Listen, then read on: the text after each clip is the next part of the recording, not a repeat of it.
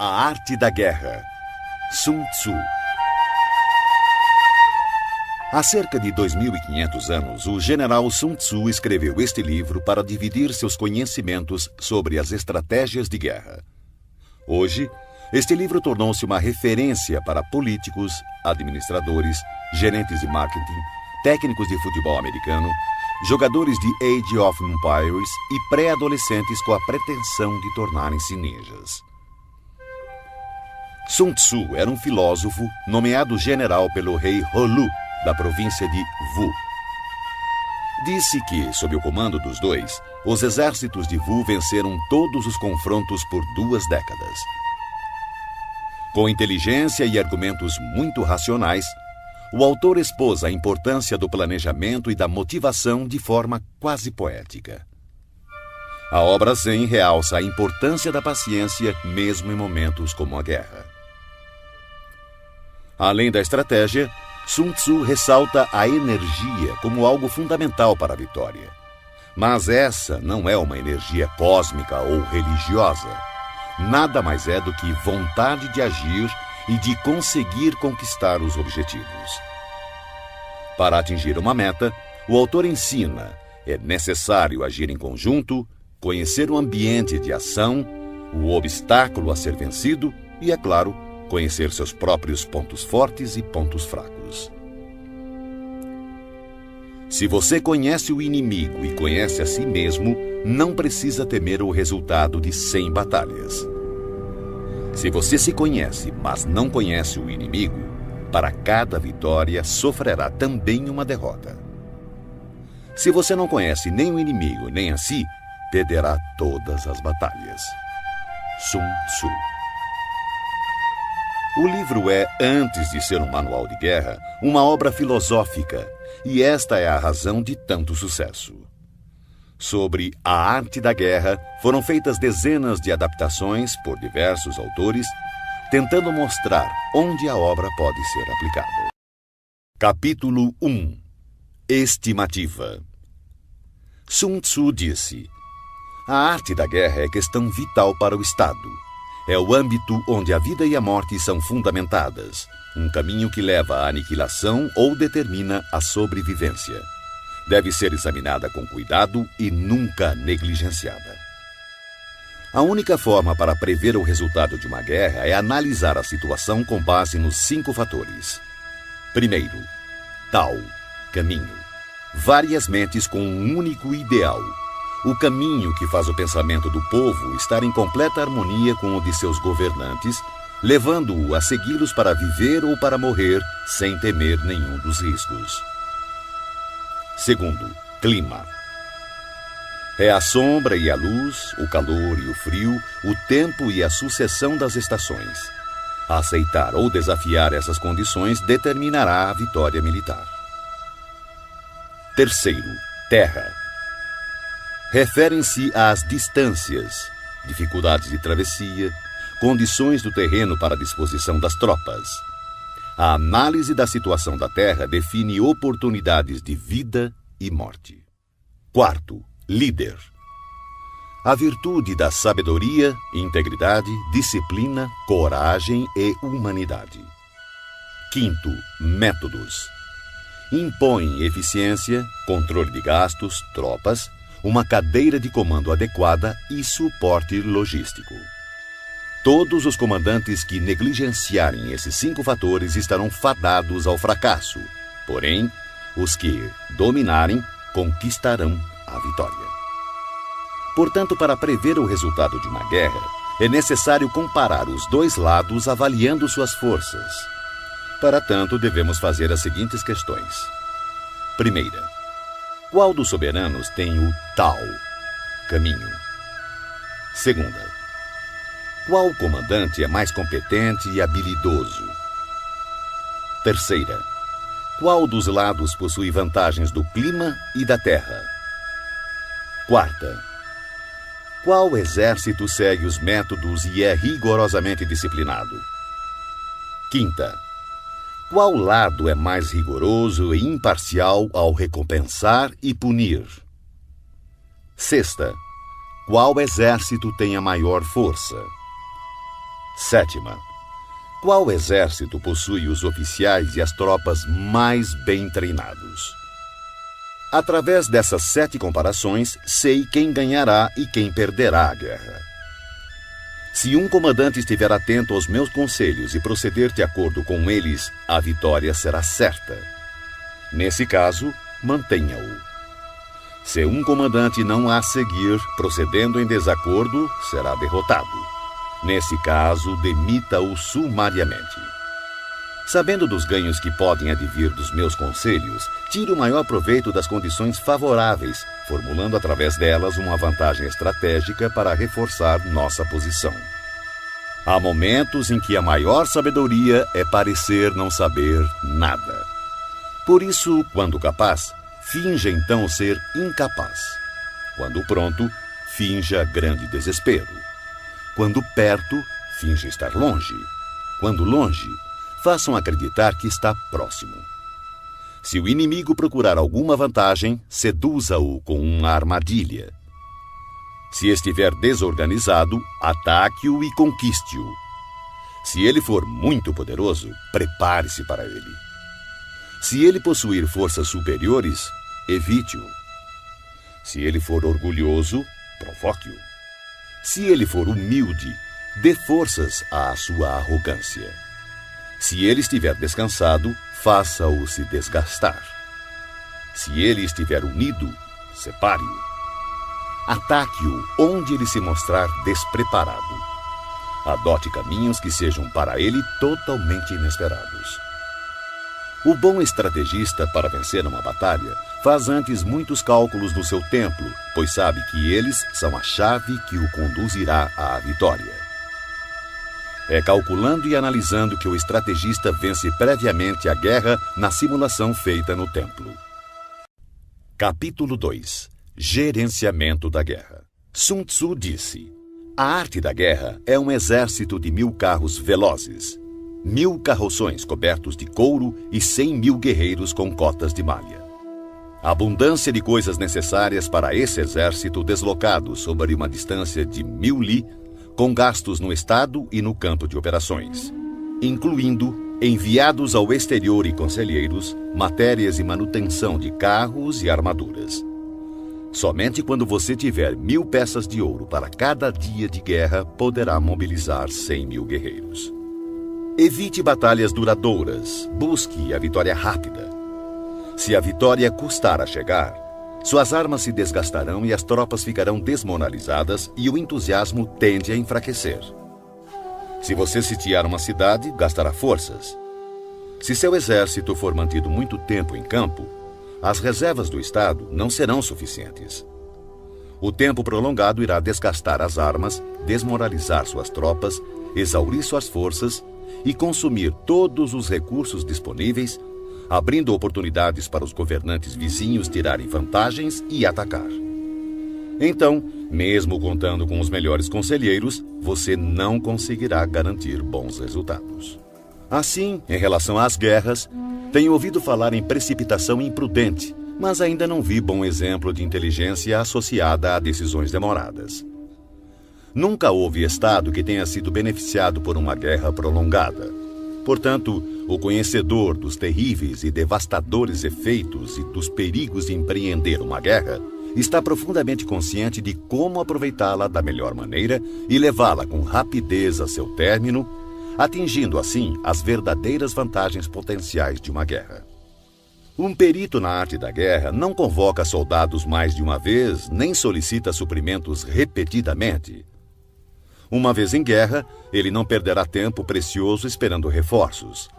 Fará uso do equipamento que carrega e avançará com velocidade para atravessar a fronteira inimiga, podendo fazer uso das provisões do opositor. Desta forma, terá o suficiente para alimentar todo o seu exército.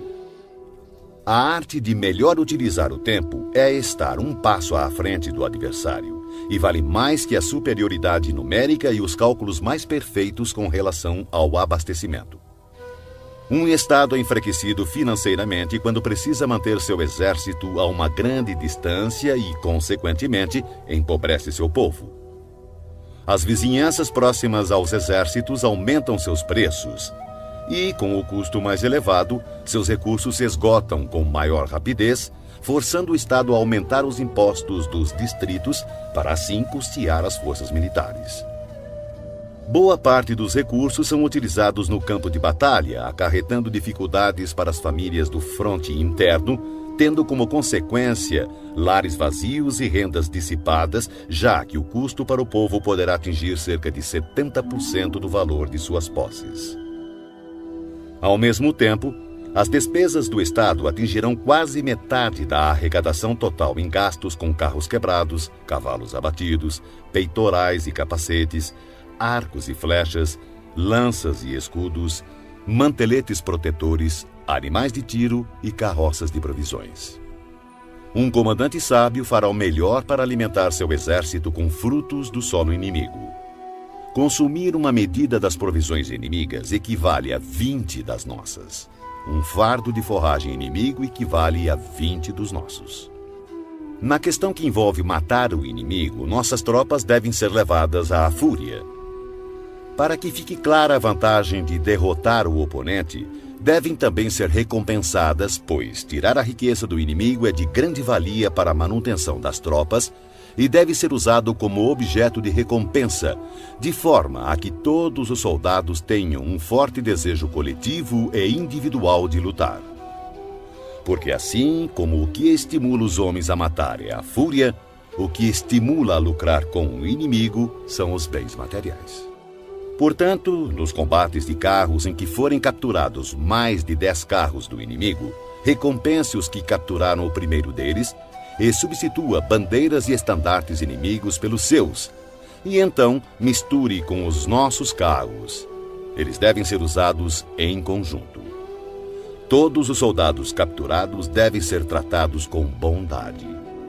A isso se chama aumentar as próprias forças no processo de derrotar o exército inimigo. Na guerra, capítulo 3. Estratagemas. Sun Tzu disse: na arte da guerra, a melhor opção é tomar o país inimigo intacto. Esmagar um país é apenas a segunda melhor opção. O mesmo ocorre com um exército inimigo. Mantê-lo intacto, bem como batalhão, companhia ou simples pelotão de 5 homens, é a melhor opção. Aniquilar um exército, batalhão, companhia ou simples pelotão de 5 homens é apenas a segunda melhor opção. Portanto, conquistar 100 vitórias em 100 batalhas não significa o máximo da excelência. O máximo da excelência é subjugar o exército inimigo sem chegar sequer a combater. Assim, a melhor inteligência militar é atacar as estratégias do inimigo. Em seguida, atacar suas alianças, limitando a junção de suas forças. Depois, atacar seus soldados em seu próprio campo. E a pior de todas as políticas é sitiar cidades muradas. Isso somente deve ocorrer em último caso, quando não houver outra escolha. Pois as condições básicas de combate envolvem 2 elementos preciosos: energia e tempo. Se seu comandante for incapaz de controlar sua ansiedade e enviar tropas de soldados para escalar muros, perderá 1 em cada 3, e ainda assim não tomará a cidade. Esse é o tipo de calamidade que acontece quando se tenta sitiar uma cidade murada.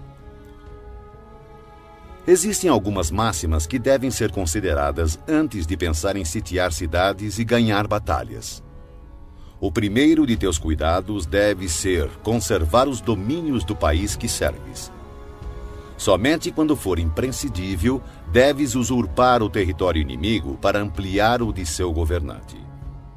Deves garantir primeiro a tranquilidade das cidades de teu próprio país. Perturbar as cidades inimigas deve ser a opção mais desfavorável. Deves proteger e colocar em abrigo todos os vilarejos amigos. Somente se houver real necessidade, pode avançar contra os vilarejos inimigos. Deves impedir que as choças dos camponeses, bem como suas plantações, sofram qualquer dano. Somente uma extrema penúria deve levá-lo a saquear e devastar as instalações agrícolas de teus inimigos. Deves ter como objetivo buscar a perfeição, tentando conservar intactos os domínios dos inimigos. Somente destruí-lo em caso de extrema necessidade. O comandante que age assim tem a conduta comparada à dos mais virtuosos personagens da história, cujas obras buscam a produção e a conservação e não a destruição. O comandante habilidoso submete seu inimigo sem partir para a batalha, derrota seu reinado sem operações de campo muito extensas. Com as forças intactas, disputa o domínio do império. Dessa maneira, suas armas não sofrerão desgastes e, sem perder um soldado, sua vitória será completa.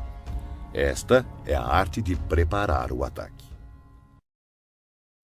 Já a arte de usar as tropas é a seguinte: quando você tiver 10 vezes mais forças do que o inimigo, cerque-o. Quando tiver 5 vezes mais, ataque-o. Quando tiver apenas o dobro, divida-o em 2, um para atacar o inimigo pela frente e o outro para atacar pela retaguarda. Quando tiver igualdade de forças, divida a tropa do inimigo e enfrente-o. Quando for inferior em número, seja hábil para tomar a defensiva. Quando não for páreo para o inimigo, tenha a habilidade de evitá-lo. Embora um combate acirrado possa ser dado por uma força menor, esta acaba sendo capturada pela força maior. O comandante é a fundação primordial do Estado. Quando essa fundação estiver bem colocada, o Estado certamente estará forte. Quando defeituosa, o Estado certamente enfraquecerá. Existem 3 maneiras de um comandante trazer desgraça para o seu próprio exército. Primeira, ordenar um avanço ou retirada sem perceber ou se assegurar que o exército está em condições de obedecer. Chama-se isso de travar o exército. Segunda, interferir na chefia do exército, ignorando assuntos internos. Isso trará confusão aos oficiais e soldados. Terceira, permitir que as ordens que interferem na direção do exército sejam delegadas por nobres que administram o reino. Justiça e humildade são premissas com as quais se governa o Estado, mas nunca o exército. Flexibilidade e oportunismo, por outro lado, são virtudes militares e não civis. Não há pior calamidade do que ordens emanadas de um soberano sediado na corte. Tendo um comandante confundido seu exército e perdido a confiança de seus homens, as agressões dos comandantes vizinhos não tardarão. Daí a máxima: semear a desordem nas próprias fileiras é oferecer aos outros o caminho da vitória. Se um general ignorar o princípio da adaptação, não deve ser colocado em uma posição de autoridade. Um hábil empregador de homens usará o prudente, o bravo, o cobiçoso e o burro. Pois o prudente terá prazer em aplicar seu mérito. O bravo, sua coragem em ação. O cobiçoso é rápido em tirar vantagens. E o burro não teme a morte. Assim, há 5 fatores que permitem prever qual lado sairá vencedor. Primeiro, aquele que sabe quando deve ou não lutar conquistará a vitória. Segundo, aquele que compreende como lidar com a superioridade e a inferioridade numérica na disposição das tropas conquistará a vitória. Terceiro, aquele que possui superiores e subordinados unidos conquistará a vitória. Quarto, aquele que é prudente e põe em campo um exército completamente preparado contra um inimigo despreparado conquistará a vitória. Quinto, aquele que o comandante é hábil e cujos soberanos não interferem, conquistará a vitória. Sun Tzu disse: aquele que... Capítulo 4. Posições táticas. Sun Tzu disse: na antiguidade, o perito em batalha se colocava fora da possibilidade de derrota e esperava que o inimigo expusesse a sua vulnerabilidade. Garantir-nos de não ser derrotado está em nossas mãos, porém a oportunidade de derrotar o inimigo é dada por ele mesmo. Por isso se diz: a invencibilidade repousa na defesa, a vulnerabilidade revela-se no ataque. Manter-se e assumir posição defensiva é porque a força do inimigo é esmagadora, porém lançar-se ao ataque é porque a força do inimigo é deficiente. O especialista em defesa oculta a si mesmo no mais profundo e indecifrável canto da terra. O especialista em ataque desfere o golpe de cima das mais altas esferas do céu. Dessa forma, ele é capaz de, ao mesmo tempo, proteger a si mesmo e alcançar a vitória completa. Ver a vitória apenas quando ela está ao alcance da visão de todos não é o máximo da superioridade. O verdadeiro mérito está em planejar secretamente, deslocar-se subitamente, frustrar as intenções do exército inimigo e finalmente chegar à vitória sem o derramamento de sangue. Pois não requer muita força levantar a penugem de um coelho no outono, nem olhos penetrantes para distinguir o sol da lua, muito menos ouvidos apurados para ouvir o ronco do trovão. Os hábeis comandantes vencem a batalha depois de terem criado as condições apropriadas. Um comandante inteligente não apenas vence, ele se sobressai derrotando o inimigo com facilidade. Eles preveem todas as eventualidades, conhecem as situações do inimigo e não ignoram o que podem fazer e até onde podem ir. A vitória é uma decorrência natural desse saber. Porém, suas vitórias não lhe garantiam nem a reputação de sábio, nem o mérito do homem de valor. Pois o homem comum não dá grande credibilidade a uma vitória que foi obtida longe dos olhos da sua compreensão. Assim eram nossos ancestrais. Não acreditavam que os elogios como corajosos, heróis ou invencíveis fosse um tributo que tivessem merecido. Atribuíam sim seu sucesso ao cuidado extremo que tinham em evitar o menor deslize. O comandante inteligente vence as batalhas evitando cometer erros. É isso que garante a vitória completa, pois significa conquistar um inimigo já derrotado. O comandante hábil assume uma posição tal que não pode sofrer nenhuma derrota.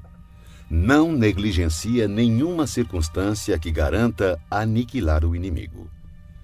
Portanto, um exército vitorioso só entra na batalha depois de ter garantido a vitória, enquanto um exército derrotado só procura a vitória depois de ter entrado na luta. Um comandante vitorioso não permite que as tropas mostrem uma confiança demasiado cega, uma confiança que degenera em presunção. As tropas que sonham com a presunção da vitória são debilitadas pela preguiça. Ao contrário, aquelas que, sem pensar na vitória, exigem o combate, são tropas enrijecidas pelo trabalho, aguerridas, destinadas a vencer. Um especialista no uso de tropas constrói seus fundamentos sobre a doutrina do Tao, seguindo firmemente as normas militares. Assim, estará preparado para ser o árbitro da vitória e da derrota. Depois de uma primeira vantagem, não esmoreças nem dês às tuas tropas um repouso precipitado. Empunha a espada com a mesma rapidez de uma torrente que se precipita de um despenhadeiro. Que seu inimigo não tenha tempo sequer de perceber o que está acontecendo e somente recolher os louros da vitória quando o inimigo estiver aniquilado, dando-lhe assim condição de fazê-lo com segurança e tranquilidade. A arte da guerra está baseada em 5 fatores estratégicos: os cálculos, as quantidades, a logística, a balança do poder e a possibilidade de vitória. Todos esses fatores estão ligados entre si. Primeiro, os cálculos estão diretamente ligados aos tipos de terrenos. Segundo, com base nesses cálculos, estimam-se as quantidades de provisões. Terceiro, de acordo com as quantidades de provisões disponíveis, define-se a capacidade da logística. Quarto, a balança do poder está diretamente relacionada à capacidade da logística. Quinto, e, finalmente, a possibilidade de vitória baseia-se na balança do poder. Um exército vitorioso é como o peso de 100 quilos contra outro de alguns gramas. Um exército derrotado é como apenas alguns gramas contra centenas de quilos. O exército que Capítulo 5. Vantagens.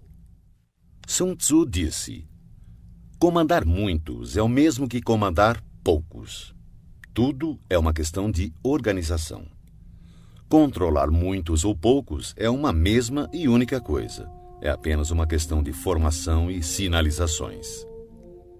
Lembre-se dos nomes de todos os oficiais e subalternos. Inscreva-os num catálogo, anotando-lhes o talento e suas capacidades individuais, a fim de aproveitar o potencial de cada um. Quando surgir oportunidade, haja de tal forma que todos os que deves comandar estejam persuadidos que seu principal cuidado é preservá-los de toda desgraça. As tropas que farás avançar contra o inimigo devem ser como pedras atiradas em ovos. De ti até o inimigo não deve haver outra diferença senão a do forte ao fraco, do cheio ao vazio. São as operações chamadas diretas e indiretas que tornam um exército capaz de deter o ataque das forças inimigas e não ser derrotado. Em batalha, use geralmente operações diretas para fazer o inimigo engajar-se na luta e as operações indiretas para conquistar a vitória. Em poucas palavras, o que consiste a habilidade e a perfeição do comando das tropas é o conhecimento das luzes e das trevas, do aparente e o secreto. É nesse conhecimento hábil que habita toda a arte. Assim, o perito, ao executar o ataque indireto, assemelha-se ao céu e às terras, cujos movimentos nunca são aleatórios, são como os rios e mares inexauríveis.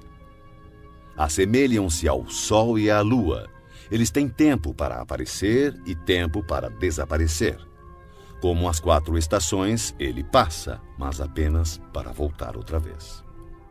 Não há mais que 5 notas fundamentais, mas, combinadas, produzem mais sons do que é possível ouvir. Não há mais que 5 cores primárias, mas, combinadas, produzem mais sombras e matizes do que é possível ver. Não há mais que 5 sabores, mas, combinados, produzem mais gostos do que é possível saborear. Da mesma forma, para ganhar vantagem estratégica na batalha, não há mais que as operações diretas e indiretas, mas suas combinações são ilimitadas, dando origem a uma infindável série de manobras. Essas forças interagem, um método sempre conduz ao outro. Assemelham-se, na prática, a uma cadeia de operações interligadas, como anéis múltiplos ou como a roda em movimento, que não se sabe onde começa e onde termina. Na arte militar, cada operação tem partes que exigem a luz do dia e outras que pedem as trevas do segredo. Não posso determiná-las de antemão, só as circunstâncias podem ditá-las. Opomos grandes blocos de pedra às corredeiras que queremos represar. Empregamos redes frágeis e miúdas para capturar pequenos pássaros. Entretanto, o caudal rompe algumas vezes seus diques após tê-los minado aos poucos. Quando uma ave de rapina se abate sobre sua vítima, partindo-a em pedaços, isso se deve à escolha do momento preciso. A qualidade da decisão é como a calculada arremetida de um falcão que lhe possibilita atacar e destruir sua vítima.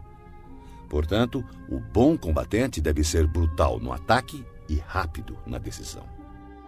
Embaralhada e turbulenta, a luta parece caótica. No tumulto de um combate pode parecer haver confusão, mas não é bem assim. Entre a confusão e o caos, uma formação de tropas pode parecer perdida e mesmo assim impenetrável. Sua disposição é, na verdade, circular e não podem ser derrotadas. A confusão simulada requer uma disciplina perfeita. Afinal, o caos estimulado se origina do controle. O medo fingido exige coragem. A fraqueza aparente se origina da força. Ordem e desordem é uma questão de número, de logística. Coragem e medo é uma questão de configuração estratégica do poder, vantagem estratégica. Força e fraqueza é uma questão de disposição das forças, posição estratégica. O sábio comandante possui verdadeiramente a arte de liderar aqueles que souberem e sabem potencializar sua força, que adquiriram uma autoridade ilimitada, que não se deixam abater por nenhum acontecimento, por mais desagradável que seja. Aqueles que nunca agem com precipitação, que se conduzem, mesmo quando surpreendidos com sangue frio, que têm habitualmente nas ações meditadas e nos casos previstos antecipadamente. Aqueles que agem sempre com rapidez, fruto da habilidade aliada a uma longa experiência. Assim, o ímpeto de quem é hábil na arte da guerra é irrefreável e seu ataque é regulado com precisão. O primeiro imperador Han, 256-195 a.C., desejando esmagar seu oponente Rissung-nu, enviou espiões para conhecer sua condição. Mas este, sabedor do fato, ocultou com cuidado todos os soldados fortes e todos os cavalos bem alimentados, deixando apenas homens doentes e gado magro à vista. O resultado foi que os espiões, por unanimidade, recomendaram ao imperador que atacasse. O resultado? O imperador Han atacou e foi derrotado. Os espiões viram apenas velhice e doença. Isso, sem sombra de dúvida, é uma dissimulação do inimigo e atacar pode ser imprudente. Assim, quando pretende que o inimigo se movimente, o especialista se mostra e o inimigo certamente o seguirá. Ele ilude o inimigo e este acredita. Agindo dessa maneira, manipula o inimigo e assim espera por ele, armado com toda a sua força. O especialista, quando está em batalha, procura sua vitória na vantagem estratégica, não a solicita aos seus homens. Portanto, deve ser hábil para selecionar os homens certos e explorar o avaro e o tolo, o sábio e o valente, e dar a cada um deles uma responsabilidade adequada ao seu perfil. Jamais designe tarefas a quem não for capaz de cumpri-las. Selecione e dê a cada um responsabilidades proporcionais à sua competência. Em 341 a.C., o estado Xi, em guerra com o Wei, enviou o general Sun, que disse: "O estado Xi tem a reputação de covarde, e por esse motivo nosso adversário nos despreza. Vamos virar essa circunstância a nosso favor." Consequentemente, quando o exército atravessou a fronteira do território Wei, Sun ordenou que fossem acesas 100.000 fogueiras na primeira noite, 50.000 na segunda e apenas 20.000 na terceira. O general do exército Wei, Pang Xuan, ordenou o ataque de maneira vigorosa, pensando: "Eu sabia que os soldados de Sun eram covardes. Seu número já caiu menos da metade." Na sua retirada, Sun chegou a um estreito desfiladeiro que calculou ele seria atacado pelos perseguidores depois do anoitecer. Lá, chegando, tirou a casca de uma árvore e escreveu: "Sob esta árvore, Pang Xuan morrerá." Então, quando começou a anoitecer, colocou um grupo de poderosos arqueiros emboscados nos arredores com uma ordem de atirar diretamente se vissem uma luz. Mais tarde, Pang Xuan chegou ao local e, vendo a árvore, acendeu uma luz para ler o que estava escrito. Seu corpo imediatamente foi crivado por uma saraivada de flechas e todo o seu exército foi preso na confusão. Quem explora a vantagem estratégica envia seus homens para a batalha como se fossem troncos e pedras. A pedra e a madeira não têm movimento próprio, uma vez que, em repouso, não mexem por si mesmos, mas seguem o movimento recebido. Se forem quadrados, mantêm-se em repouso. Se forem redondos, rolam até... Capítulo 6. Pontos fortes e pontos fracos. Sun Tzu disse: "Para conseguir que a força de seu exército seja semelhante à de uma pedra de moinho chocando-se contra um ovo, utilize a ciência dos pontos fracos e pontos fortes. Em geral, o exército que primeiro ocupa o campo de batalha para esperar o inimigo estará descansado para o combate. Aquele que chega mais tarde e se precipita para entrar na batalha estará exausto. Assim, o perito em batalhas move o inimigo em vez de ser movido por ele. Para conseguir atrair o inimigo espontaneamente, ofereça-lhe alguma vantagem. Se desejar impedi-lo, é questão de obstruí-lo. Um grande general não é arrastado ao combate, ao contrário, sabe impô-lo ao inimigo. Dessa forma, se o inimigo estiver descansando, fustigue-o. Se estiver bem abastecido de provisões, faça-o ficar faminto. Se acampado silenciosamente, force-o a mover-se atacando em posições que o inimigo deva apressar-se para defender. Marche com velocidade para lugares onde não for esperado.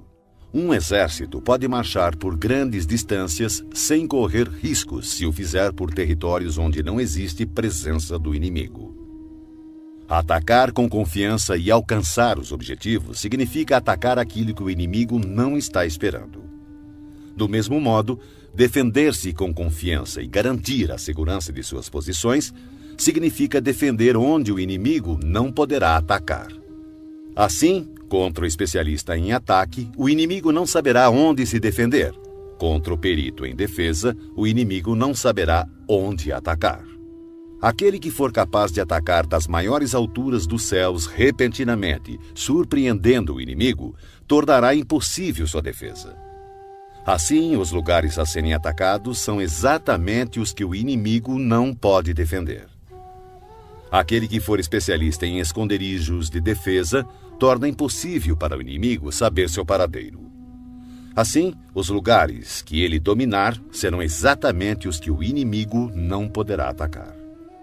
O comandante habilidoso deve lançar mão da arte da sutileza e do sigilo, aprender a ser invisível e inaudível. Dessa forma, terá em suas mãos o destino de seus inimigos. Poderá avançar sem encontrar resistência se fizer isso contra os pontos fracos dele. E recuar se colocando a salvo da perseguição se seus movimentos forem mais rápidos do que de seus adversários. Portanto, se pretendemos nos lançar na batalha, nosso inimigo não terá escolha a não ser nos enfrentar, mesmo que esteja abrigado em altas trincheiras ou fossos profundos, porque atacaremos uma posição que ele precisará defender. Do contrário, se quisermos evitar o confronto, o inimigo não poderá nos obrigar a lutar, pois podemos evitar que ele venha ao nosso encontro. Mesmo que as marcas de nosso acampamento estejam esboçadas no chão, precisamos apenas atirar coisas estranhas e inexplicáveis em seu caminho para confundi-lo. Descobrindo a posição do inimigo enquanto ocultamos a nossa, teremos força totalmente concentrada onde ele estiver dividido. Se nosso exército estiver unido enquanto o exército do inimigo estiver fragmentado, atacaremos como um só corpo e seremos muitos contra poucos. Dessa forma, se formos capazes de golpear com uma força superior, uma força inferior, usando muitos contra poucos, qualquer um que levamos a lutar estará em situação de desespero. O lugar escolhido para a batalha não deve ser conhecido pelo inimigo, pois assim o inimigo terá de se preparar contra um possível ataque em diversos pontos e se suas forças estiverem distribuídas para defender muitas posições, qualquer unidade que enfrentarmos será pouco numerosa. Para que o inimigo possa reforçar um número de homens na frente da batalha, consequentemente enfraquecerá sua retaguarda. Se ele reforçar sua retaguarda, sua vanguarda ficará então enfraquecida. Do mesmo modo que, se fortalecer seu lado esquerdo, o direito enfraquecerá. Se fortalecer seu lado direito, o esquerdo ficará enfraquecido. Reforçar todos os lados significa enfraquecer todos os lados. A fraqueza numérica decorre da necessidade de se preparar contra possíveis ataques, à força numérica de obrigar o adversário a fazer esses preparativos contra nossos possíveis ataques. Conhecendo o local e a hora da próxima batalha, podemos nos concentrar a grandes distâncias. Mas se não pudermos prever nem o lugar nem o dia da batalha, então seu lado esquerdo nada poderá fazer a favor do seu lado direito, assim como o direito não salvará o esquerdo, nem tampouco sua retaguarda poderá salvar sua frente de batalha, nem o contrário. E tanto mais será assim quanto mais distante estiverem os seus reforços.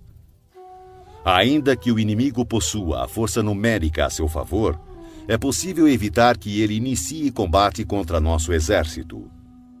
Analise os planos de batalha do exército inimigo para ter conhecimento de suas fraquezas e de suas probabilidades de sucesso. Provoque-o para que assim possa descobrir o padrão de seus movimentos. Force-o a revelar-se, de forma que venha a exibir seus pontos vulneráveis. Compare o exército adversário com o seu para poder identificar onde a força é abundante e onde possui maior deficiência. Quando estiver preparado seus arranjos táticos, oculte-os. O máximo da habilidade quando se assume uma estratégia é não ter forma. Se sua forma não for definida, o mais esperto dos espiões não será capaz de compreendê-la e os mais sábios conselheiros não conseguirão planejar defesa contra ela. Mesmo que todos possam ver as táticas individuais empregadas para conquistar, quase ninguém consegue entender a estratégia através da qual se obtém a vitória total.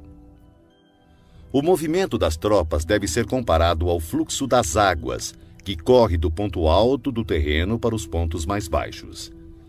Assim, no caminho da vitória, seu exército deve evitar os pontos fortes do inimigo e procurar atacar onde ele demonstrar maior fraqueza. A água modela seu curso de acordo com a natureza do solo por onde passa, e o exército deve preparar sua vitória de acordo com o inimigo que enfrenta. Assim, a água não mantém sua forma constante. Não existem condições constantes em uma guerra. Dos 5 elementos, nenhum é predominante. Das 4 estações, nenhuma dura para sempre. Há dias curtos. Capítulo 7. Manobras. Sun Tzu disse: na guerra, o general que recebe suas ordens do soberano deve concentrar suas forças e transformar seu exército em um conjunto harmonioso, mobilizando o povo. Depois, instalar as tropas em lugar vantajoso. A grande dificuldade de manobrar exércitos para a luta está em transformar uma longa e tortuosa estrada em caminho mais conveniente e em transformar a adversidade em vantagem. Dessa forma, transforme a estrada do inimigo em longa e tortuosa. Haja de forma dissimulada, engane-o com a ilusão de ganhos fáceis. Isso equivale a compreender a estratégia de transformar o inconveniente em correto. A manobra tanto pode ser uma fonte de vantagem quanto um perigo. Por essa razão, se um exército tivesse que levantar acampamento e recolher suas armaduras às pressas em marcha forçada de 1000 li sem parar, em busca da conquista de uma vantagem, todos seriam feitos prisioneiros.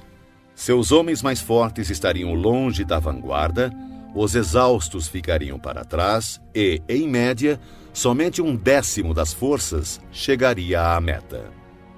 Se tivesse que viajar 50 li em tal ritmo para obter vantagem, o comandante da força de avanço estaria perdido e somente a metade das forças chegaria à meta. Se tivesse que viajar 30 li em tal ritmo para obter alguma vantagem, apenas 2/3 das forças chegariam à meta. Um exército sem equipamento e provisões perecerá, sem sombra de dúvidas. Somente mantenha alianças com os estados vizinhos depois de conhecer a fundo as intenções dos seus soberanos. E a menos que conheça a configuração de um terreno, suas montanhas, pântanos, florestas e acidentes naturais, você não deve colocar seus exércitos neles, a não ser que utilize guias locais para obter alguma vantagem. Pratique a dissimulação, recorra a manobras enganosas.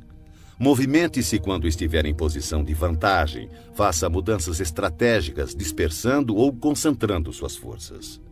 Quando avançar para a batalha, seja veloz como o vento, imprevisível como o trovão. Em ocasiões que deva permanecer calmo, seja como a floresta.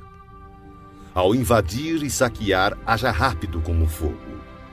Na imobilidade, seja como a montanha. Quando necessário, esconda suas intenções, seja obscuro como as trevas. Evite movimentar-se inutilmente e somente ataque quando tiver certeza da vantagem. Ao saquear e pilhar cidades, reparta sempre de maneira justa todos os despojos.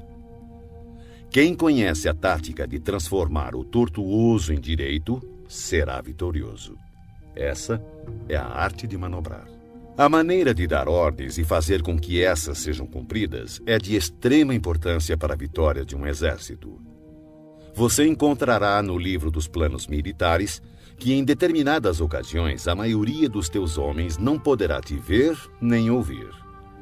Os tambores e as bandeiras devem substituir tua presença e tua voz. Assim, em combate noturno, faça uso dos tambores. E durante o dia, use as bandeiras e estandartes. Desta forma, suas tropas serão um único corpo, impedindo que teus soldados corajosos avancem sozinhos e os covardes recuem. Essa é a arte de manobrar grandes massas. Pode-se desmoralizar um exército inteiro e seu comandante ser levado a perder o ânimo. Na manhã da guerra, a moral do inimigo está elevada. Ao meio-dia, começa a enfraquecer, e à noite sua mente está voltada para o retorno ao acampamento. Por isso, o comandante sábio evita um inimigo com a moral em alta e ataca-o quando moroso e inclinado a retornar. Essa é a arte de administrar humores. Disciplinado, o bom comandante usa sua própria ordem para esperar pela desordem do inimigo, usa sua calma para esperar por seu clamor. Essa é a arte de conservar o autodomínio. Se perceberes que o inimigo está animado e descansado, espera que o entusiasmo arrefeça e ele se vergue sob o peso do cansaço. Então, usa suas tropas descansadas e bem alimentadas.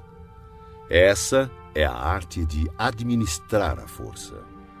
Não inicies um combate quando o inimigo apresenta disposições perfeitas de suas bandeiras e estandartes. Não lance o ataque sobre o exército inimigo ordenado e disciplinado em suas formações. Essa é a arte de controlar as condições mutáveis. Portanto, não ataque o inimigo que ocupar o terreno alto, nem aquele que tiver uma colina às costas. Não persiga um inimigo que finge recuar. Não obstrua um inimigo que volta para casa. Capítulo 8. Contingências. Sun Tzu disse: uma vez dada pelo soberano a ordem de mobilizar a população para a guerra, cabe ao comandante reunir o exército e organizar as tropas. Seguindo ao encontro do exército inimigo, deve-se evitar acampar em locais difíceis e em locais de boas estradas deve-se buscar aliados. Não perder tempo em locais isolados, ter planos de contingência quando em posições propícias a emboscadas e avançar contra o inimigo em terreno do qual não haja saída, são táticas precisas para a garantia de uma boa batalha. Há estradas que não devem ser percorridas, exércitos que não devem ser atacados, cidades que não devem ser assaltadas, terras que não devem ser contestadas e ordens do governo que não devem ser obedecidas. Portanto, o comandante que compreender as vantagens da arte da mudança e não se ater a uma maneira única de comandar, mas sim adaptar-se às circunstâncias variando suas táticas para enfrentar o exército inimigo, saberá como comandar seus soldados. Ao contrário, se seus métodos de comando forem flexíveis e suas decisões forem tomadas de forma mecânica, ele não é digno de comandar seus soldados e, por mais que esteja familiarizado com o território, não será capaz de pôr em prática seus conhecimentos e tirar o máximo de seus homens. O comandante sábio deve considerar a combinação de ganho e perda, deve ter discernimento das reais vantagens em situações difíceis e confiar nos seus esforços. Se for capaz de perceber as vantagens prováveis, as dificuldades poderão ser resolvidas. Um general deve conhecer bem as vantagens e desvantagens frente ao inimigo, buscar o enfraquecimento dos comandantes hostis, infligindo-lhes importantes perdas, trabalhando sem cessar para prejudicar-lhes. Poderá fazê-lo de diferentes formas, corrompendo seus melhores homens, introduzindo traidores em seu meio, fornecendo motivos de cólera uns contra os outros, fazendo com que saiam quando conviria que ficassem acampados e permaneçam tranquilos quando esperam ser atacados. A arte da guerra nos ensina a não contar com a possibilidade do inimigo não vir, e sim estar preparado para ele. Não depender do inimigo não atacar, mas depender principalmente de estar em uma posição invulnerável. Há 5 defeitos perigosos que podem afetar um general. São erros que podem derrotar a prudência e a bravura de um comandante. Primeiro, se ele tiver um temerário descaso pela vida. Um general que se expõe sem necessidade, que parece buscar os perigos da morte, é um homem precipitado. Segundo, se ele tiver um cuidado excessivo em conservar a própria vida e por esse motivo não ousa e sim dá mostras de covardia, poderá ser facilmente capturado. Terceiro, se tiver temperamento volúvel. Um general que perde facilmente o controle e se deixa levar pela cólera será ludibriado pelo inimigo através de provocações e cairá em emboscadas sem perceber. Se for suscetível à honra, um general não deve se ofender de forma intempestiva. Por querer reparar a honra por qualquer insulto, poderá perdê-la. Quinto, se conservar uma compaixão excessiva por seus soldados. Um general deve punir seus soldados com severidade quando necessário, ministrar castigo e trabalho com discernimento, ou poderá ser facilmente desrespeitado. Esses 5 perigosos traços demonstram falhas graves de um comandante e devem ser cuidadosamente evitados, pois são, sem dúvida, os motivos que levam à derrota de um exército e à morte de seu comandante.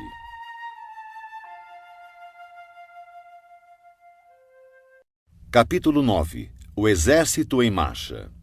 Sun Tzu disse: antes de movimentar suas tropas, se informe da posição de seu inimigo. Quando fizer seu exército marchar, atravesse rapidamente as montanhas e fique nas proximidades dos vales. Acampe sempre em terreno alto e em local ensolarado. Quando travar combate em colinas, não suba ao topo para alcançar o inimigo. Sempre que for necessário atravessar um rio, afaste-se rapidamente da margem e jamais o atravesse em presença do inimigo. Caso contrário, o inimigo esteja cruzando um rio, não vá ao seu encontro dentro da água. Espere. E só ataque quando a metade de sua tropa concluir a travessia. Desta forma, terá mais vantagem no combate. Na travessia de pântanos, sua maior preocupação deve ser sair deles o mais rápido possível, pois além da grande dificuldade de conseguir provisões nestes locais, são terrenos baixos e expostos ao ataque.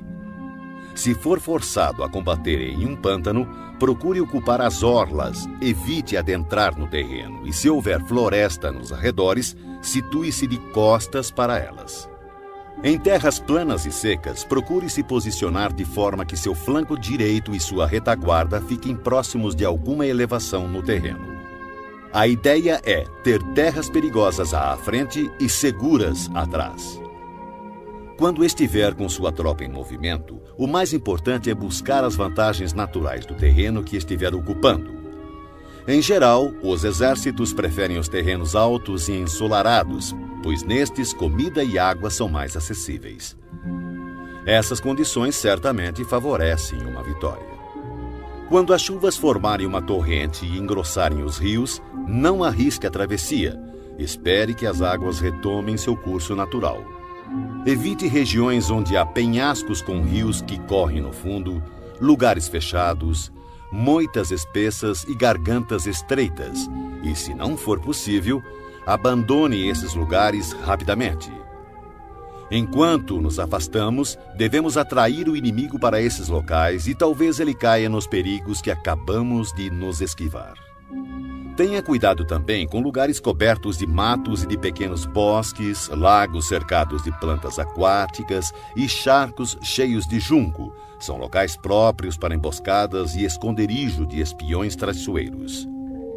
Estando perto destes lugares, não se movimente antes de fazer um reconhecimento de toda a área.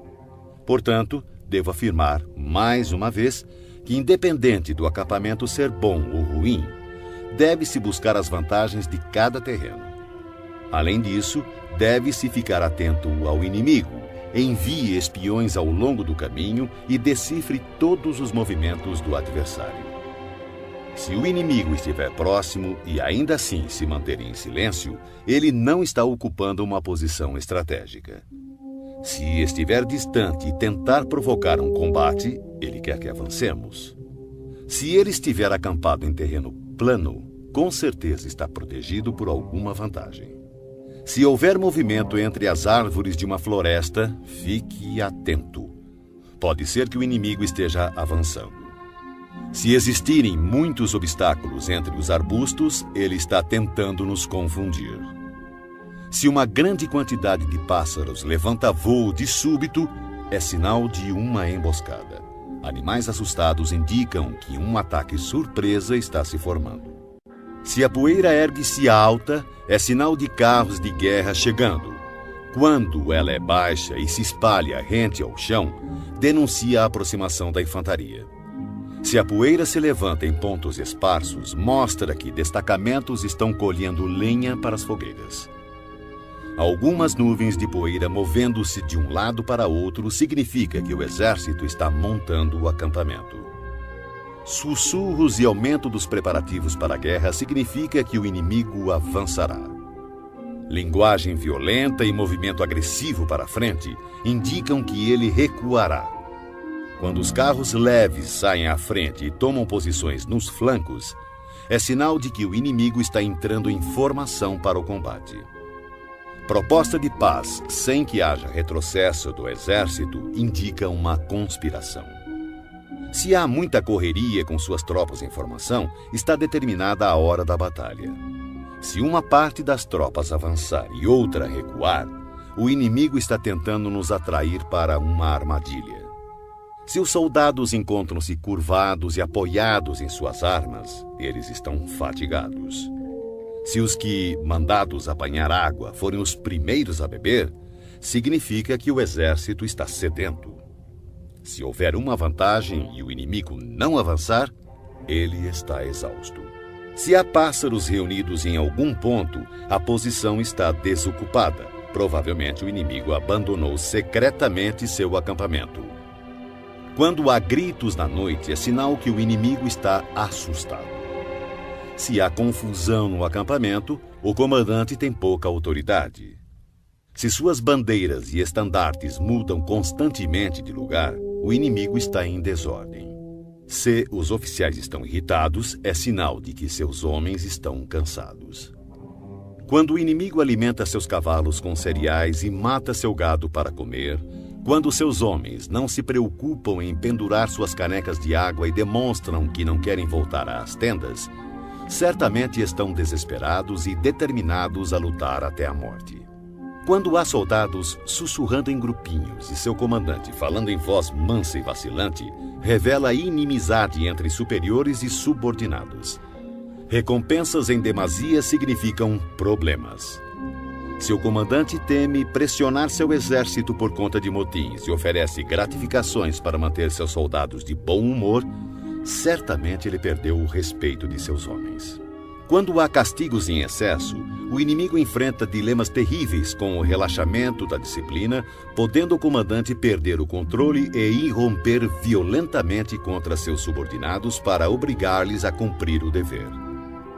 Se os soldados forem punidos antes mesmo de se afeiçoarem ao chefe, não demonstrarão respeito.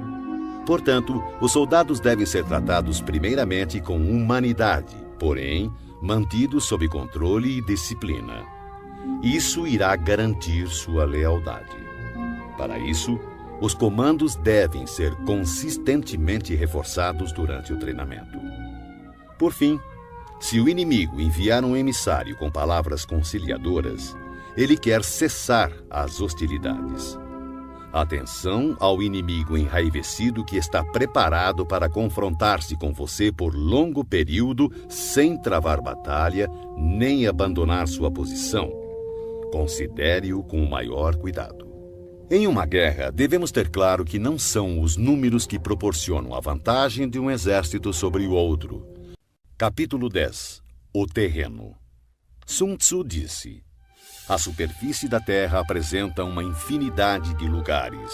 Deves fugir de alguns e buscar outros.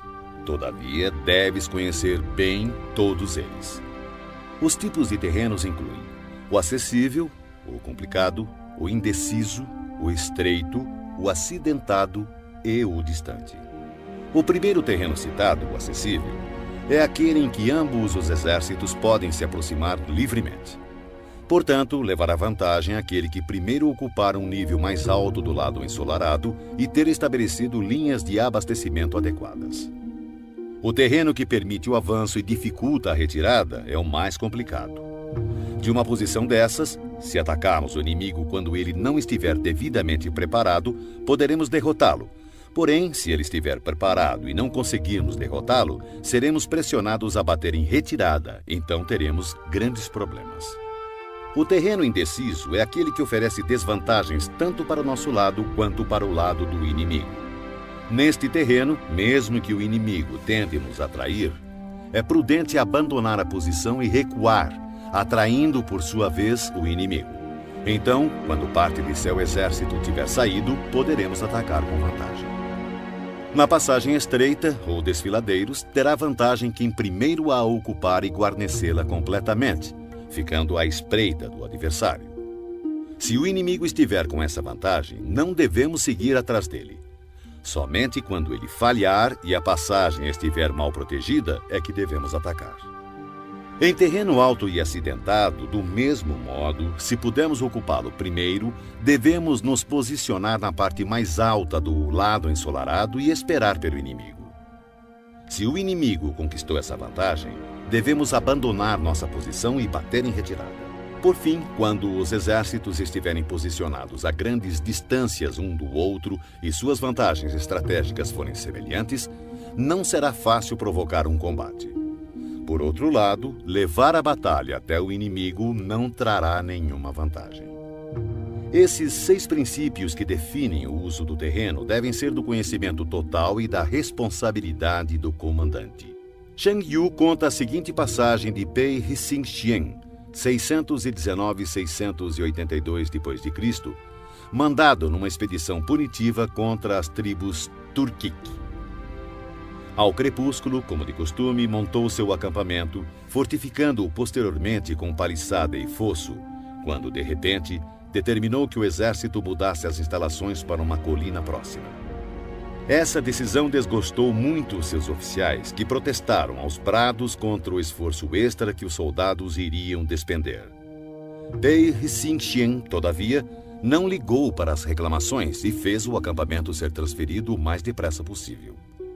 Na mesma noite, caiu uma forte tempestade inundando o local anterior do acampamento, que ficou sob 4 metros de água. Os oficiais ficaram espantados com o acontecido e confessaram seu erro. Como soube que ia acontecer? Perguntaram. Pei Hsing-hsien respondeu: daqui por diante, contentem-se em obedecer às ordens sem fazer perguntas desnecessárias.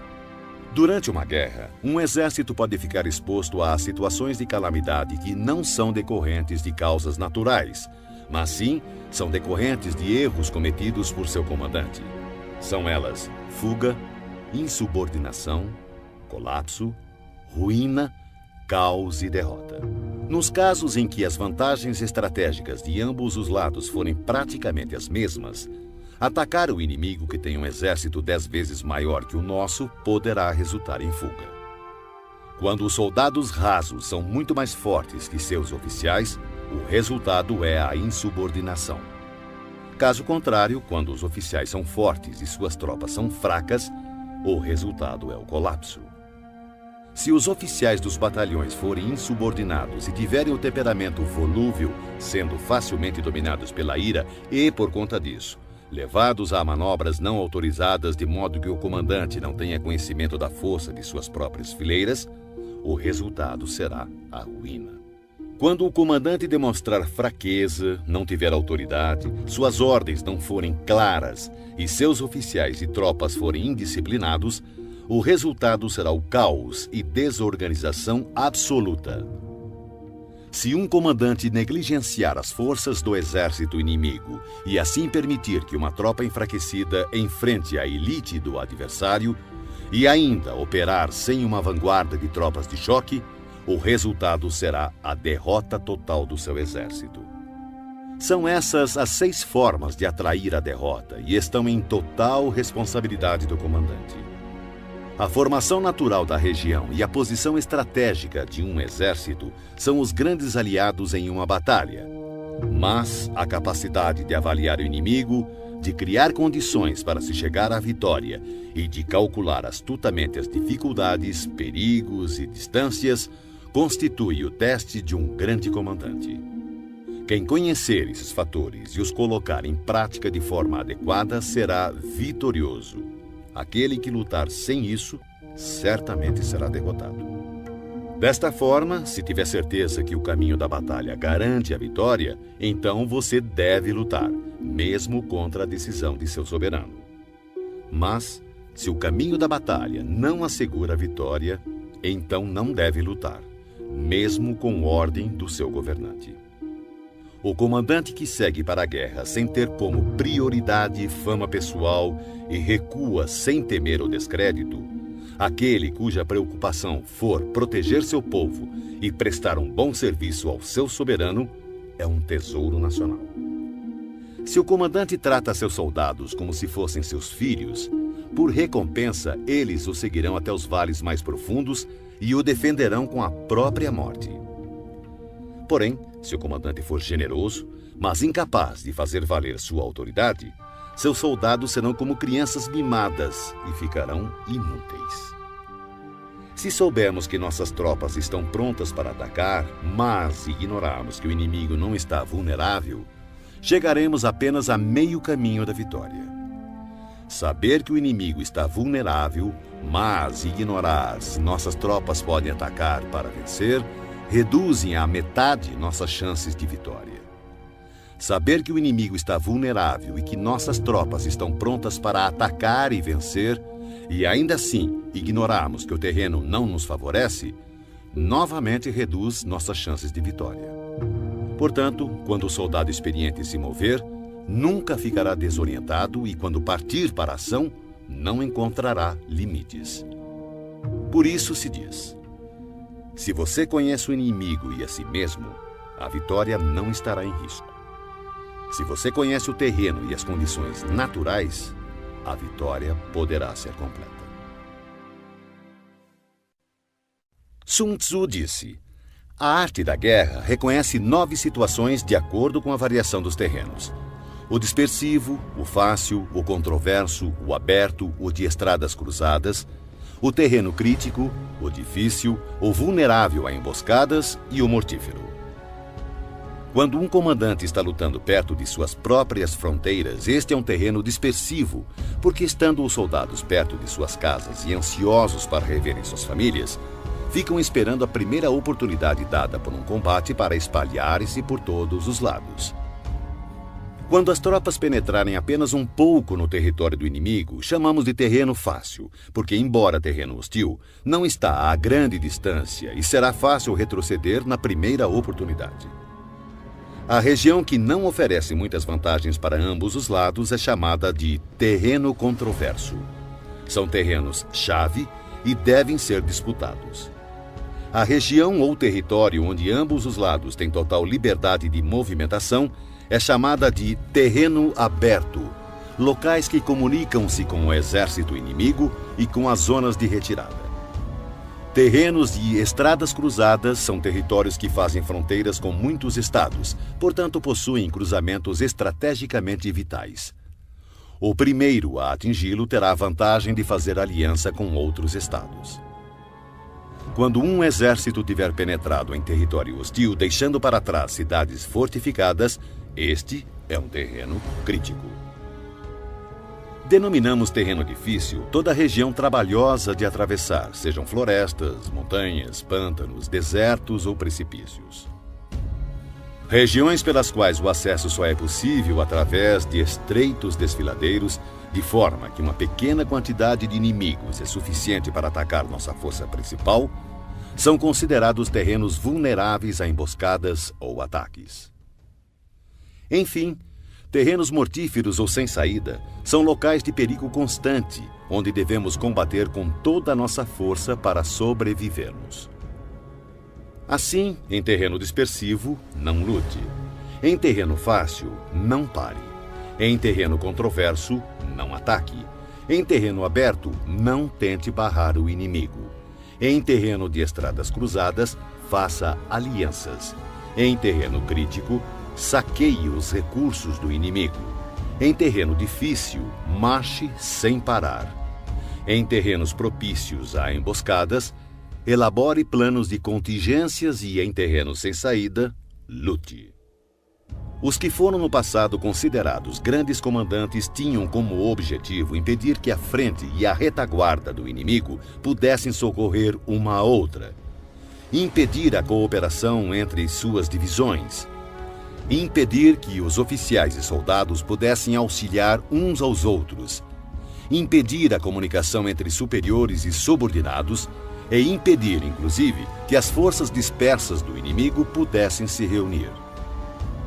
Esses comandantes somente se lançavam à ação se houvesse vantagens para suas tropas, senão, permaneciam estacionados. Se lhe perguntassem como agir no caso de haver um adversário em grande número e com uma estrita disciplina pronto para atacar, ele com certeza responderia: apodere-se de algo que ele não pode se dar ao luxo de perder. Ele ficará em suas mãos. A velocidade é a essência da guerra. Aproveite a falta de preparação do adversário, avance por caminhos onde não é esperado e ataque locais desprotegidos. O exército invasor deve estar atento e observar os seguintes métodos. Quanto mais profundo penetrar em território inimigo, maior deverá ser a solidariedade entre os soldados. Dessa forma, os defensores não levarão a melhor. Saqueie os campos férteis do inimigo para suprir suas tropas de alimentos. Cuide do bem-estar de seus homens e não os sobrecarregue. Mantenha seu exército sempre em movimento. Coloque suas tropas em situações sem saída. Seus homens preferirão morrer a fugir. Uma vez lutando desta forma, darão o máximo de si e não terão medo, mesmo se caírem no mais desesperado cerco. Se não houver onde se refugiarem, todos continuarão firmes. Assim, sem precisar ser mandados, seus homens estarão em constante alerta, cumprirão seus deveres e serão fiéis e disciplinados. Portanto, no dia em que esses homens forem ordenados a partir para o combate, talvez chorem, porém não por medo, mas porque todos estão dispostos a vencer ou morrer. Em 73 d.C., quando Pan Shao chegou a Shanshanquang, rei do país, recebeu-o a princípio com grande polidez e respeito. Mas, logo após, seu comportamento sofreu uma mudança súbita e ele tornou-se descuidado e indiferente. Pan Shao comentou com seus oficiais: repararam que os modos educados de Quang sumiram? Só pode significar que chegaram mensagens dos bárbaros do norte e que Quang ficou indeciso, sem saber de que lado se põe. Certamente é esse o motivo. O homem inteligente pode perceber as coisas antes delas acontecerem. Chamou imediatamente um dos nativos que fora posto ao seu serviço e preparou-lhe uma armadilha. O homem acabou revelando tudo. Pan Shao convocou uma reunião geral de seus oficiais e começou bebendo com eles.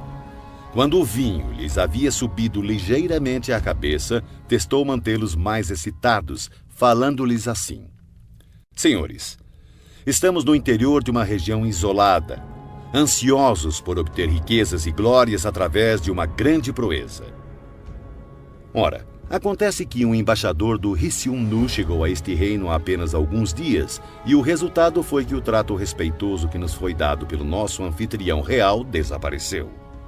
Se esse enviado dominá-lo, tomar nossa força e levar-nos para Risium-Nu, nossos ossos serão pasto dos lobos do deserto. Que faremos?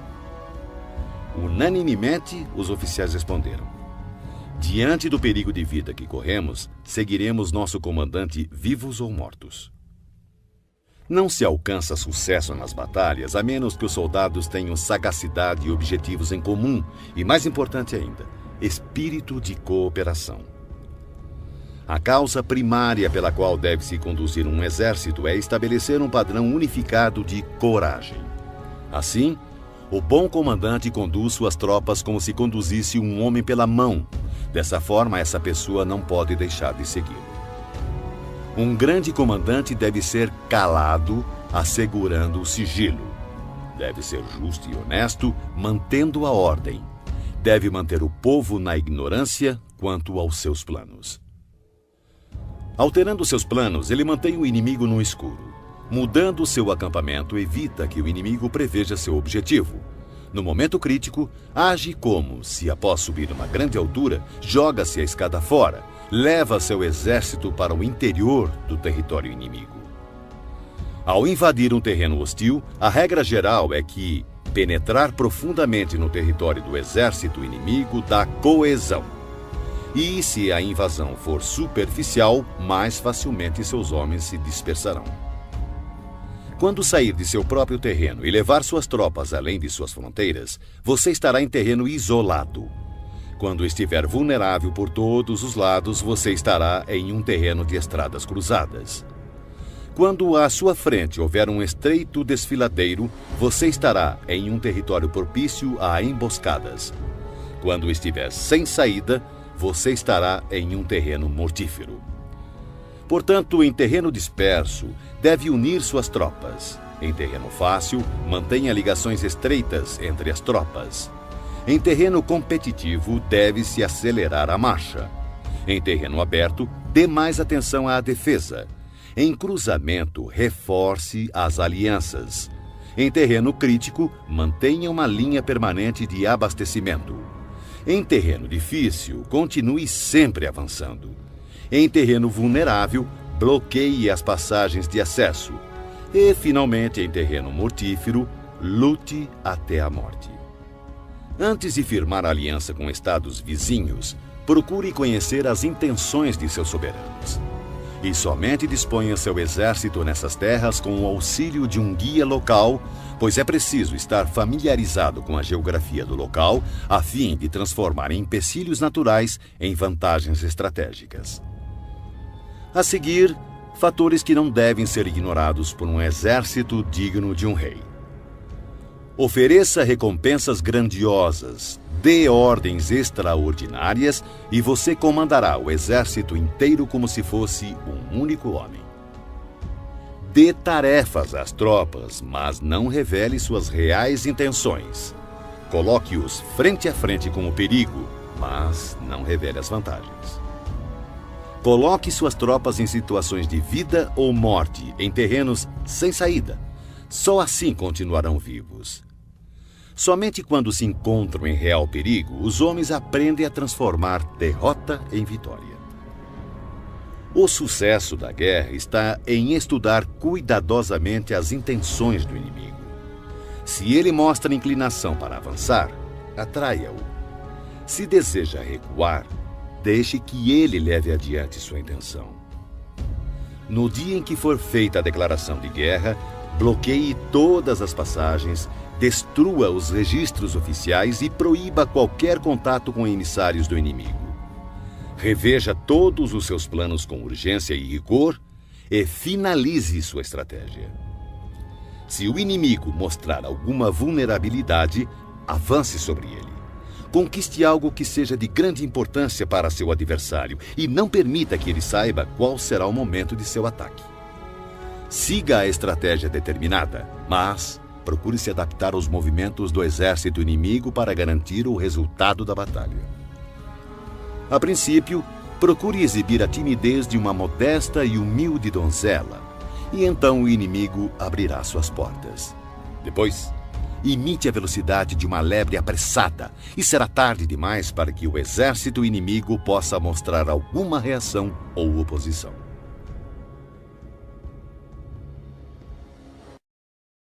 Capítulo 12. O ataque pelo fogo. Sun Tzu disse: existem 5 meios de atacar com fogo. O primeiro consiste em queimar os homens. O segundo, queimar as provisões. O terceiro, queimar transportes e equipamentos. O quarto, queimar arsenais e depósitos. E, por último, lançar fogo contínuo sobre o inimigo. Para iniciar um ataque com fogo, deve-se manter sempre preparado um material inflamável e aguardar que o tempo e as circunstâncias estejam favoráveis.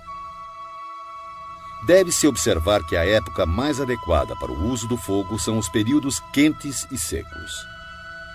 Há ainda os dias mais propícios para o alastramento das chamas, são aqueles em que a lua estiver passando pelas constelações da cesta dos ventos, do muro, das asas e da plataforma do carro, pois estas constelações determinam dias ventosos. No ataque com fogo, deve-se estar preparado para variar a maneira de agir de acordo com as mudanças de situação, que podem ser 5. Primeira, quando o fogo invadir o acampamento do inimigo, deve-se esperar uma reação imediata. No entanto, se as tropas inimigas permanecerem em silêncio mesmo com o lavrar do fogo, contenha seu ímpeto e não ataque.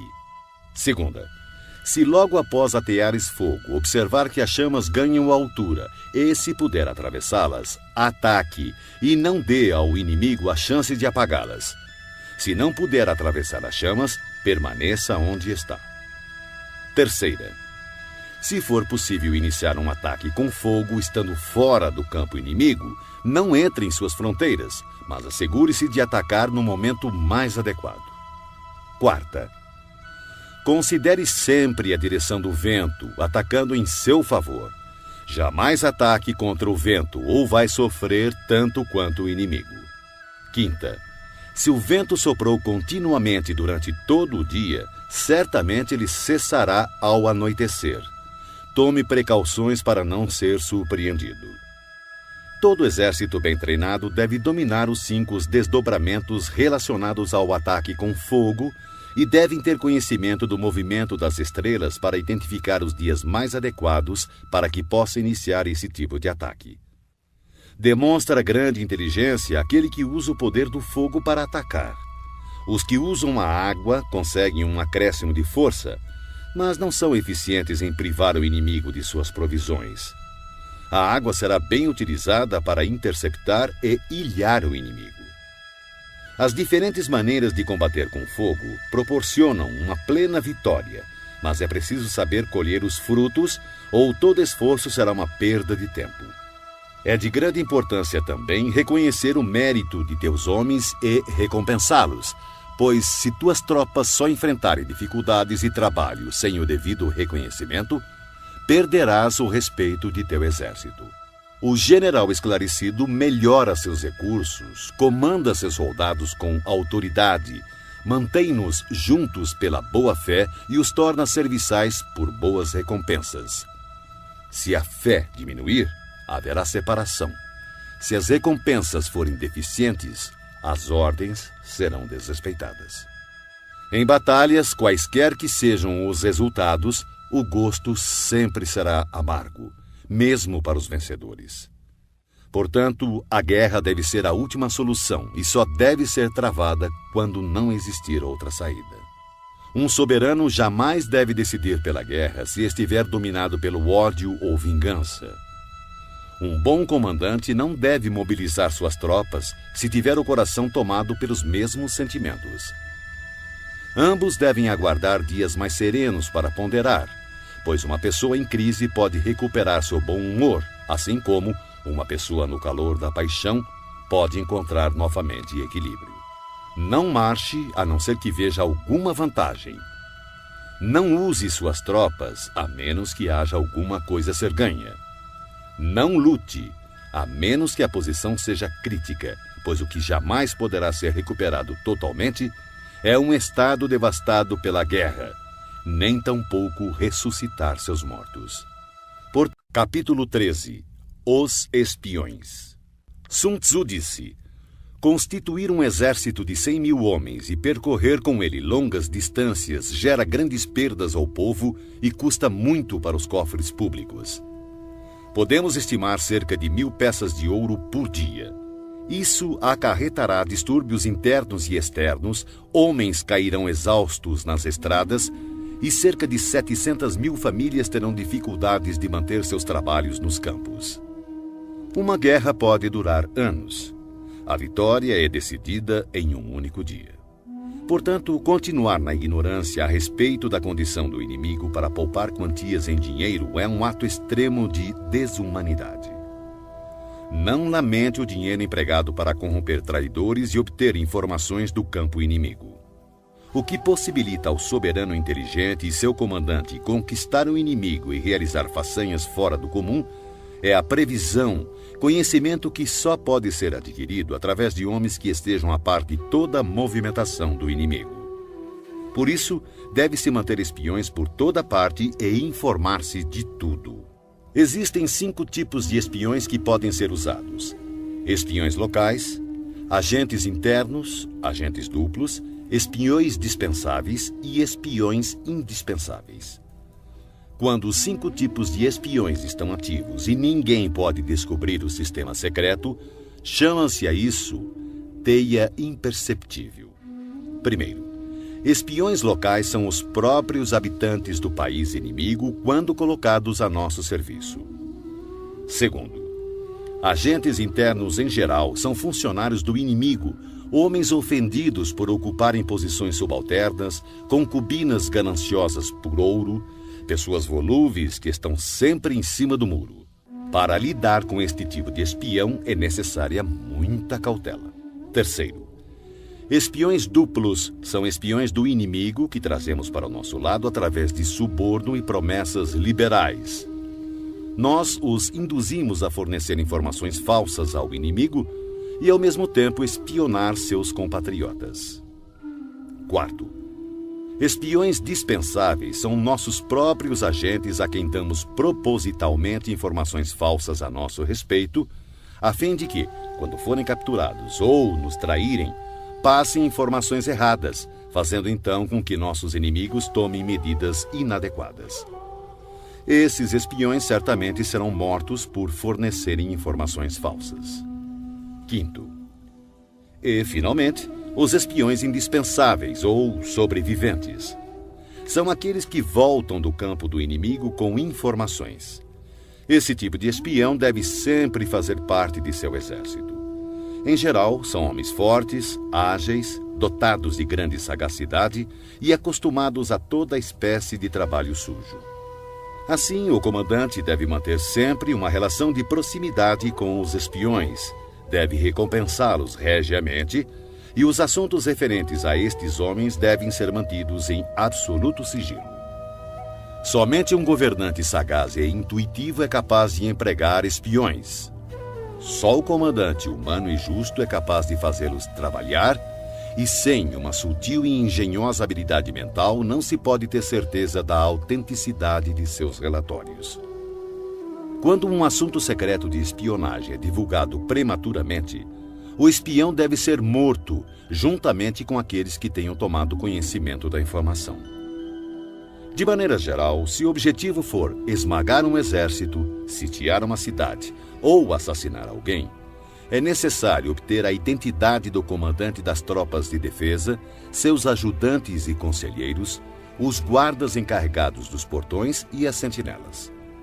Nossos agentes devem ser empregados para assegurar essas informações. É de extrema importância localizar as pessoas enviadas como espiões pelo inimigo. Se cuidarmos delas com generosos subornos, podemos empregá-las como agentes duplos e, através destes, poderemos recrutar espiões locais e agentes internos. Além disso, é a partir do trabalho dos agentes duplos que saberemos quais falsas informações devemos passar aos espiões dispensáveis para que transmitam ao inimigo. E com base no que obtivermos dessas mesmas fontes, poderemos completar as missões dos agentes indispensáveis. Desta forma, os espiões duplos devem ser tratados com a maior generosidade, pois eles são a chave de todo o serviço de espionagem. Os espiões são peças de fundamental importância em uma guerra, porque a capacidade de movimentação eficiente de um exército depende do serviço secreto destes agentes. Portanto, o soberano esclarecido e o comandante hábil, por serem capazes de atrair pessoas de extrema inteligência para se tornarem seus espiões, estarão destinados a grandes conquistas.